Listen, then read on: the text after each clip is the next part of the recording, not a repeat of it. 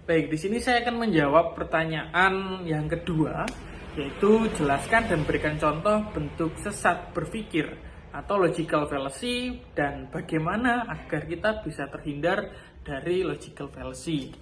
Nah, logical fallacy sendiri adalah kesalahan dalam berpikir atau berargumen yang tampaknya itu logis, tetapi sebenarnya cacat secara logika.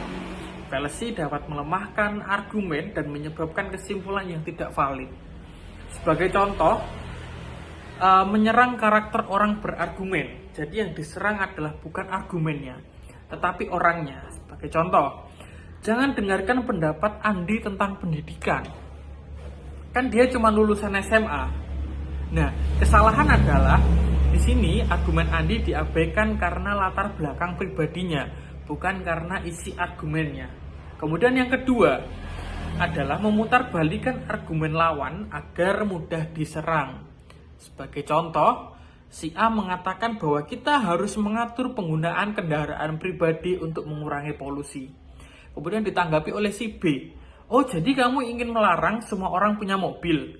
Itu tidak masuk akal.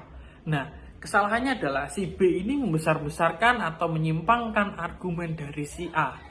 Kemudian juga menganggap sesuatu benar hanya karena banyak orang yang melakukannya. Nah, semua contoh orang di media sosial percaya teori itu pasti benar, ya kan? Kita menganggap bahwa semua teori pasti benar. Dan pada dasarnya kebenaran itu tidak ditentukan oleh popularitas. Jadi, segala sesuatu yang populer belum tentu itu sudah benar secara teori maupun secara praktek di lapangan. Nah, kemudian bagaimana supaya kita bisa terhindar dari logical fallacy? Ada beberapa hal, ada 4 poin yang menjadi garis besar atau benang merahnya dalam kita menghindari dari logical fallacy atau berpikir yang sesat. Yang pertama adalah kita bisa mengenali jenis-jenis fallacy secara umum. Kemudian kita memahami bentuknya supaya bertujuan untuk membantu kita lebih waspada.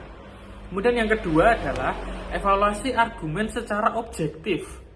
Nah, ini fokus pada logika dan juga bukti, bukan emosi atau popularitas, yang nantinya akan memberikan dampak yang tidak baik ketika kita lebih mengandalkan emosi dan juga popularitas.